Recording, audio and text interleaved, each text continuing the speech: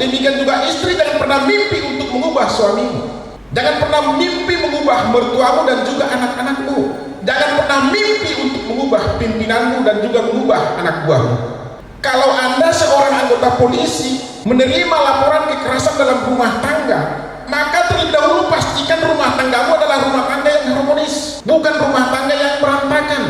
Jangan pulang-pulang jam 2 pagi alasan dipanggil oleh komandan Pak Sihombing, padahal komandannya sendiri sudah tidur. Jangan buat-buat alasan untuk menghindar dengan pertemuan dengan istri ataupun anak-anakmu. Shalom Bapak Ibu. Sampai. Puji Tuhan, di hari yang berbahagia ini kita semua boleh berkumpul, dan saya dipercaya oleh Kompol Joni Sihombing untuk menyampaikan firman Tuhan. Tak kenal maka tak sayang, maka kenalkan dulu, nama saya Derman P. Nababan. Dari marga itu ketahuan bahwa saya orang Batak.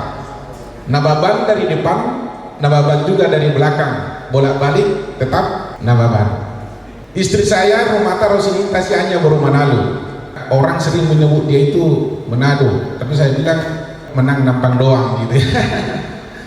Karena dia orang Batak tapi lahir besar di Jakarta. Kalau saya lahir besar di Sorong-Borong. Jadi saya ini Pak Kajari adalah BTL, Batak tembak langsung, kira-kira demikian. Kalau Pak PLT Kajari kita ini sudah melanglang buana kemana-mana. Anak kami ada 2 di sini. Tipani hadir saat ini, dia masih kuliah di ITB Bandung jurusan Teknik Elektro semester 7. Yang kedua Kevin Jagar Eliezer juga baru masuk semester 1 di Universitas Parahyangan di Bandung, hubungan internasional. Bapak Ibu semuanya, saya beritahukan bahwa tugas sehari-hari saya adalah sebagai Wakil Ketua PN Kupang. Masih baru 1,5 bulan. Sebelumnya sebagai Ketua PN Kota Pematang Siantar. Dan ini saya bertugas adalah tempat tugas yang ke-9 Pak Kapolres. Jadi sudah banyak tempat yang saya jalani, dan ternyata Pak Kapolres inilah tempat yang paling jauh dari kampung saya. Kalau dari Kupang kan ini dekat, tapi kalau dari kampung saya katanya jauh. Bapak Ibu saudara dikasih oleh Tuhan, di tahun 2000 ini kita patut bersyukur. Kenapa? Karena kita semua boleh melangkah di tahun 2022 dengan sukacita dan damai sejahtera. Bahkan saudara kita Joni Sihombing dipromosikan, pangkatnya naik 1 tingkat, dan mungkin banyak anggota kepolisian yang pangkatnya naik 1 tingkat pada pergantian tahun 2021 dan 2022. Karena itu mereka mengadakan kegiatan ini, mereka mengadakan perayaan ini adalah bentuk ucapan syukur kepada Tuhan. Saya akan menyampaikan firman Tuhan yang juga tadi sudah dibacakan. Jadi siapa yang ada di dalam Kristus, ia adalah ciptaan baru. Yang lama sudah berlalu, sesungguhnya yang baru sudah datang. Dan memang benar, kita ini sudah berada di tahun yang baru. Tuhan menciptakan kita dalam keadaan sempurna. Manusia dan seluruh alam semesta diciptakan secara sempurna. Hubungan antar manusia dengan manusia, antar manusia dengan alam, antar manusia dengan Tuhannya, ketika baru diciptakan semuanya berjalan harmonis. Tetapi oleh karena manusia jatuh ke dalam dosa, maka hubungan itu telah menjadi rusak. Tuhan telah memanggil Abram, yang kemudian namanya berubah menjadi Abraham, dan ditentukan dia menjadi umat pilihan Tuhan, keturunannya melalui Ishak, Yakub yang sering disebut dengan Israel. Tetapi dalam proses perjalanannya, orang-orang Israel gagal meresponi panggilan Tuhan. Mereka ternyata adalah orang yang tegar tengkuk. Karena itu Tuhan memperbaharui perjanjiannya dengan Abraham. Dengan cara apa? Tuhan itu sendiri yang datang mengambil rupa seorang hamba dan menjadi sama dengan manusia, dan dalam keadaannya sebagai manusia dia taat menderita sampai mati di kayu salib. Untuk apa? Setiap lutut bertelut dan setiap lidah mengaku bahwa Yesus adalah Tuhan. Baginya kemuliaan sampai selama-lamanya. Saudara ini dikasih oleh Tuhan, Yesus datang membawa perubahan dan pembaharuan. Tetapi tidak semua orang siap untuk perubahan itu sendiri. Padahal sesuatu yang pasti dari bayi sampai mati selalu terjadi perubahan Bapak Ibu. Bahkan belakangan ini 2 tahun terakhir ini terjadi perubahan dengan skala global yang sebelumnya tidak diprediksi oleh seorang ahli pun. Dengan lahirnya Corona-19 semua berubah. Tata cara kita beribadah berubah, tata cara kita berkantor, bekerja, semua berubah. Bapak Ibu, pertanyaan, mengapa kita sulit berubah? Saya ada sebuah cerita. Ada seekor tikus, lalu dia bertemu dengan kucing. Dia ketakutan. Maka dengan segera saja dia pergi ke tukang sihir untuk mengubahkan tubuhnya menjadi kucing. Benar? Tubuhnya diubahkan menjadi kucing. Tetapi ketika dia bertemu dengan anjing, dia ketakutan ketika dia bertemu dengan seekor macan. Maka dia juga kembali ke tukang sihir yang sama untuk diubahkan fisiknya. Maka jadilah dia menjadi seekor macan. Tetapi ketika macan ini bertemu dengan para pemburu, dia kembali ketakutan. Maka dia kembali ke tukang sihir yang sama. Tetapi tukang sihir itu berkata, "No, tidak bisa. Aku akan kembalikan engkau menjadi seekor tikus seperti sedia kala." Alasannya adalah, walaupun tubuhmu adalah seekor macan, tetapi nyalimu tidak lebih daripada seekor tikus. Maka disihir lagi dia, kembali menjadi tikus merayap di got.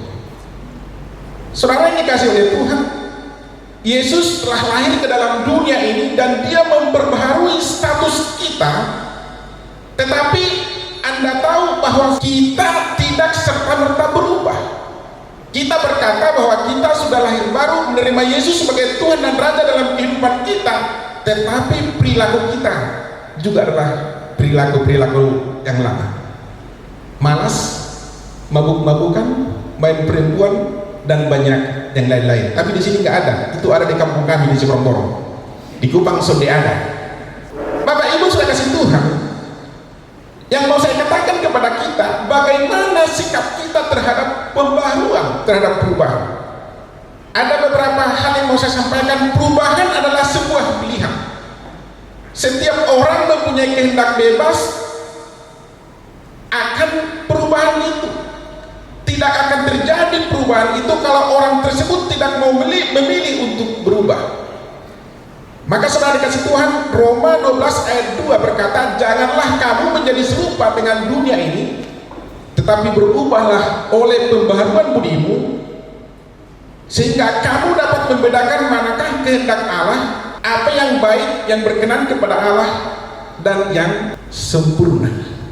Tuhan mau kita berubah oleh pembaharuan budi kita. Kemudian yang kedua, perubahan itu perlu proses, butuh waktu. Umumnya orang yang tidak mau berubah, masa lalunya mengalami trauma sejak kecil. Orang tersebut susah untuk berubah.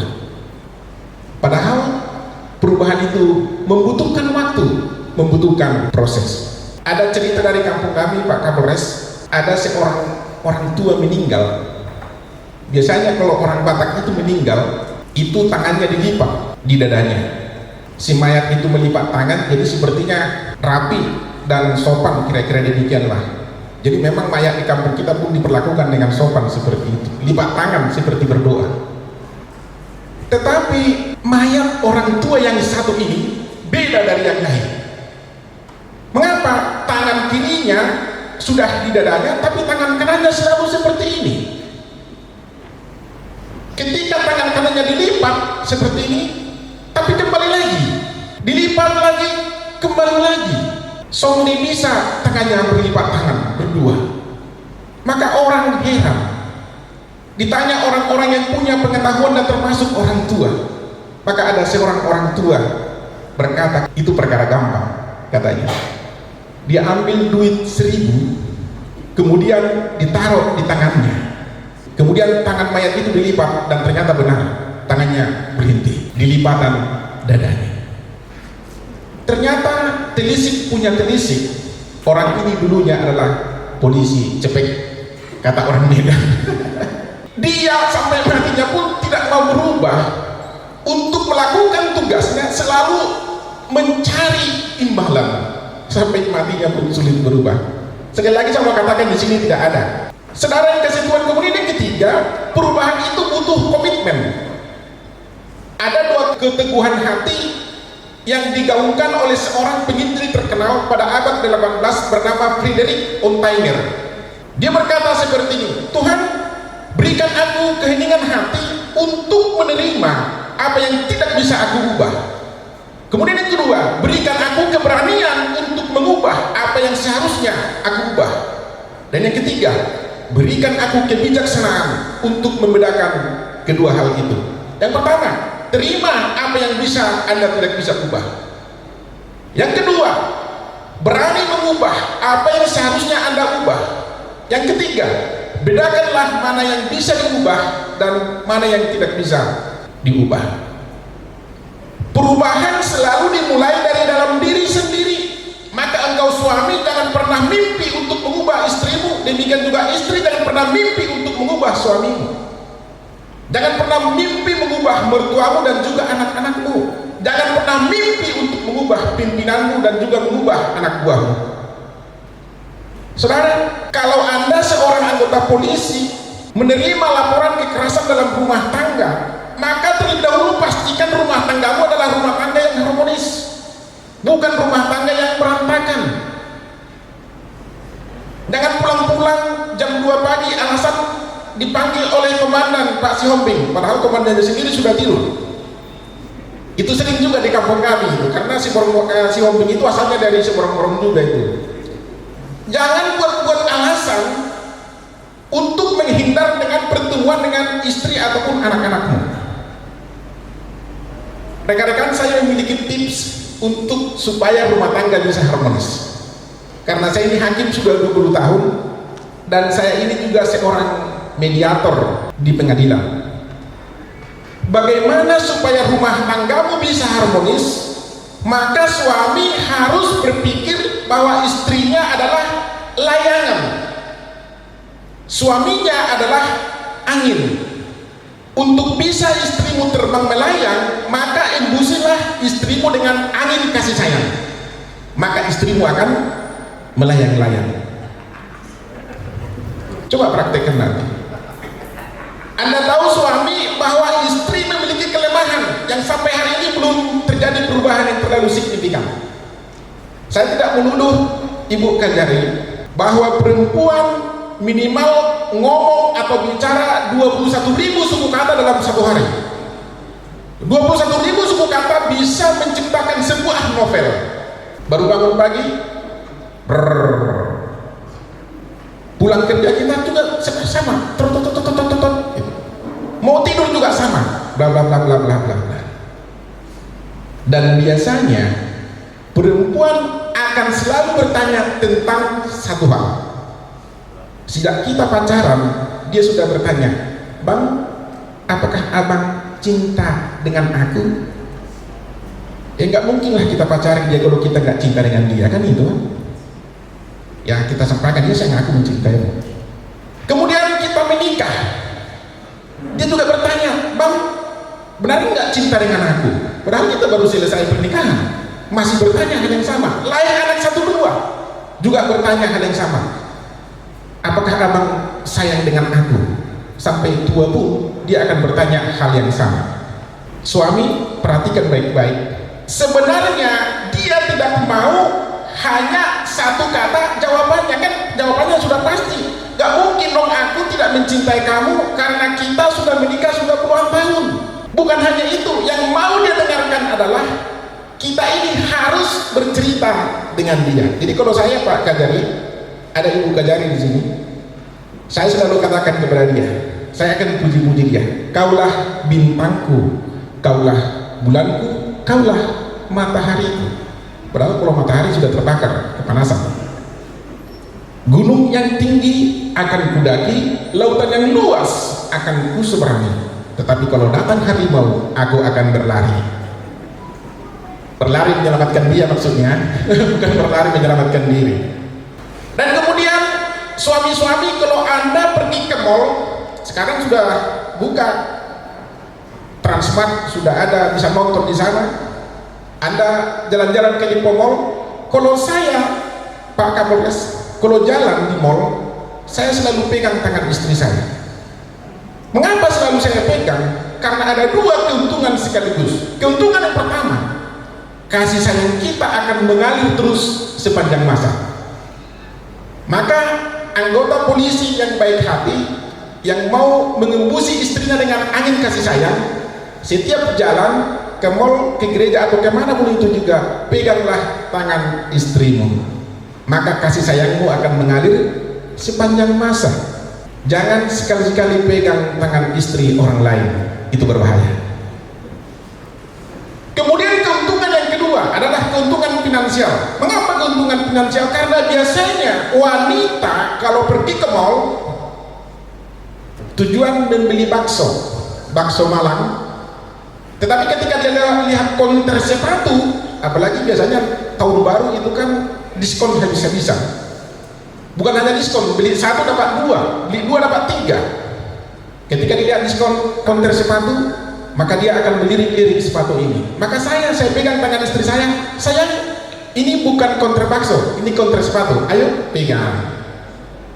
Kemudian mengapa saya juga selalu pegang tangannya? Karena biasanya kalau wanita belanja itu melebihi target yang dia prediksi. Contoh konkret, uangnya hanya 200.000, tapi dia belanja 400.000. Maka ketika di kasir akan panggil kita, bang, uangku kurang berapa? 200. Ya, pinjam uangnya bang, kita kasih 200.000. Ya, tapi nanti kembalikannya, iya, kasih 200.000. Tapi sampai di rumah lupa dia. Mengapa dia lupa, Pak Kapolsek? Karena dia berpikir uang suami adalah uang istri, uang istri adalah uang istri. Apa yang masuk kepada istri, sonde bisa keluar lagi. Tepuk tangan dulu dong untuk istri-istri. Itu hebatnya ibu-ibu rumah tangga ini. Sangat senang saya. Jadi oleh karena itu, kalau saya sudah kasih ke dia, maka saya menghapus dari daftar ingatan saya masih ada uang saya 200.000 rupiah. Relakanlah itu, pasrahkanlah itu.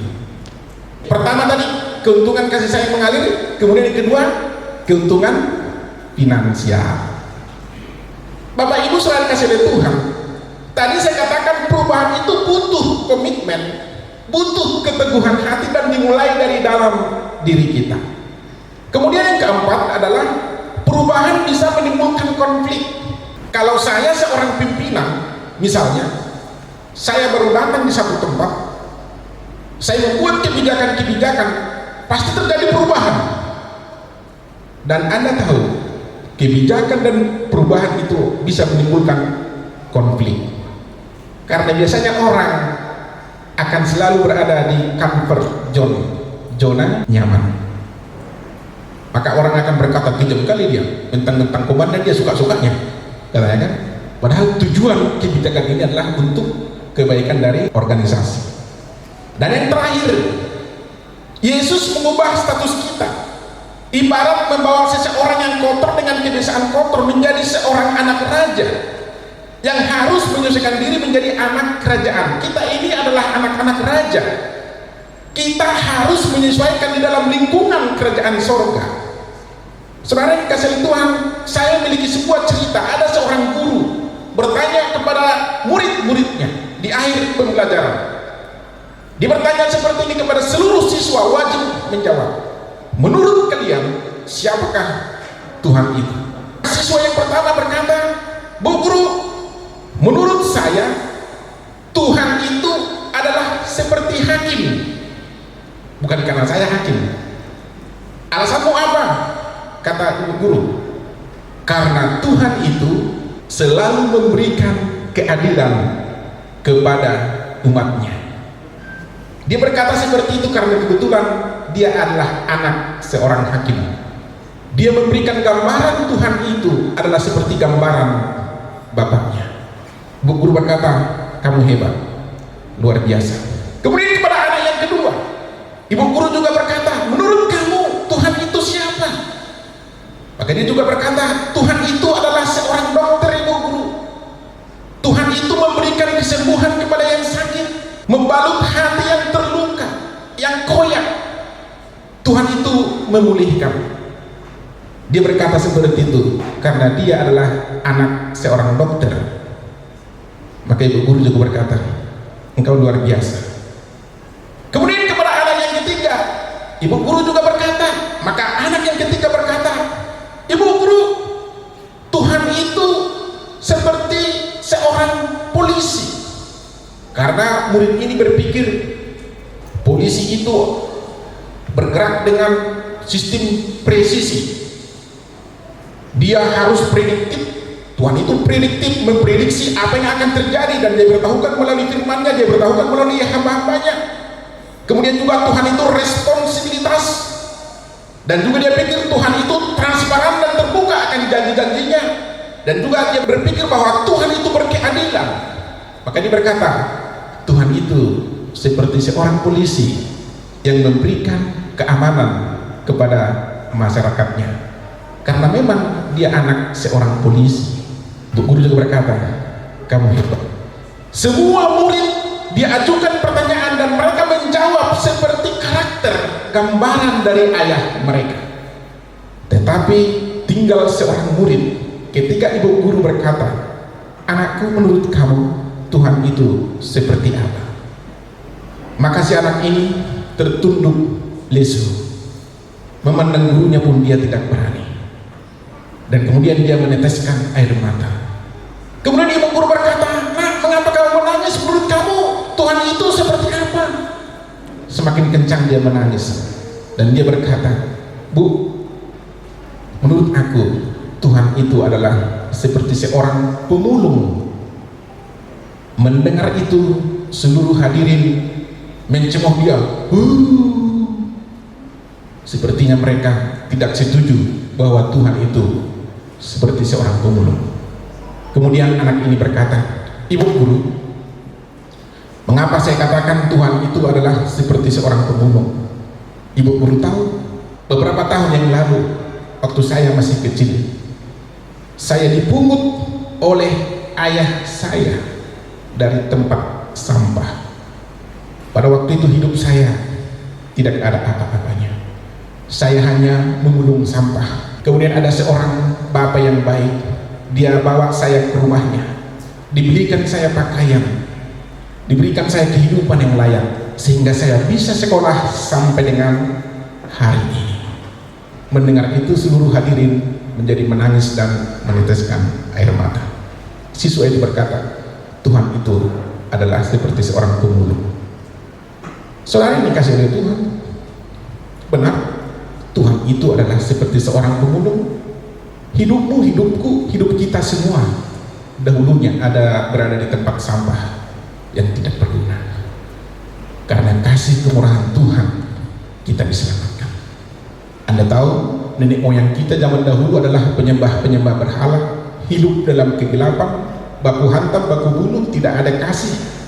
Tapi karena kasih Tuhan Bapak Ibu, dikirim misionaris-misionaris datang ke nenek moyang kita, sehingga kita bisa ada sampai dengan hari ini. Itu semua karena kasih kemurahan Tuhan. Status kita berubah menjadi anak Allah bukan karena kebaikan kita, bukan karena kesetiaan kita, kesalehan kita, kelebihan kita, dan kecakapan kita, tapi semua karena grace, pemberian anugerah. Dia bayar keselamatan kita dengan darahnya yang mahal. Maka hidup kita berharga, hidup kita begitu mulia di mata Tuhan karena kita telah lunas dengan harga yang telah lunas dibayar melalui pengorbanan Yesus di Kalvari. Anda tahu, penghukuman Yesus di Kalvari adalah pengadilan yang paling jalim sepanjang masa. Sonde ada kesalahan di dalam dirinya, tapi dia disalibkan oleh karena pelanggaran kita. Ketika dia disalibkan di bukit Kalvari, di bukit tempat yang tinggi. Mengapa tempat yang tinggi dipertontonkan kepada halayak ramai? Pada masa pemerintahan Roma, seorang terhukum di kayu salib itu tidak langsung mati, karena tidak langsung dibunuh. Bisa menggelebar-gelebar 1 sampai 2 hari baru mati. Kayu kehabisan darah dan tidak langsung dimakamkan sehingga bisa dimakan oleh burung. Begitu hinanya pemberontak yang melakukan makar terhadap pemimpin kepada Kaisar Roma itu akan dihukum mati pada waktu itu. Yesus diperlakukan seperti itu dan dia taat sampai mati. Kita diselamatkan, kita yang ada di lubang sampah diangkatnya menjadi ahli waris kerajaannya. Firman Tuhan dalam Wahyu 21 ayat 5b berkata, lihatlah, aku menjadikan segala sesuatu baru. Peristiwa Natal berbicara tentang lahirnya agen-agen perubahan. Tuhan akan selalu menolong dan memelihara kita sampai seumur hidup kita. Firman Tuhan di dalam Yesaya 40 ayat 30 sampai 31. Orang-orang muda menjadi lelah dan lesu, dan teruna-teruna jatuh tersandung. Tetapi orang-orang yang menanti-nantikan Tuhan mendapat kekuatan baru. Mereka seumpama raja wali yang naik terbang dengan kekuatan sayapnya. Mereka berlari dan tidak menjadi lesu. Mereka berjalan dan tidak menjadi lelah. Terima kasih Bapa yang baik. Engkau datang memberikan pembaharuan bagi kehidupan kami. Engkau mengangkat kami dari lumpur dosa, dari tempat hina, dan menjadikan kami anak-anak-Mu ahli waris kerajaan-Mu. Status kami berubah, hidup kami diperbarui. Terima kasih Bapa. Berkati firman, berkati setiap kami yang mendengarkannya, materaikan firman-Mu, setiap kami menjadi pelaku firman Tuhan. Anak-anak-Mu kepolisian sektor Ebobo di bawah pimpinan Kompol Joni Sihombing dan seluruh tim yang ada boleh bersukacita dan bersukaria hari ini bersama dengan seluruh kami di tahun baru dan juga kenaikan pangkat yang Engkau berikan kepadanya. Karena Tuhan menjaga mereka, melindungi mereka, menaungi mereka, jadikan mereka seperti burung Raja Wali yang naik terbang dengan kekuatan sayapnya untuk melintasi badai persoalan dalam kehidupan mereka, dalam pekerjaan mereka, rumah tangga mereka. Terima kasih Bapa, doa dan kerinduan kami merenaskan di dalam satu nama, Yesus Kristus Tuhan, kekasih jiwa kami.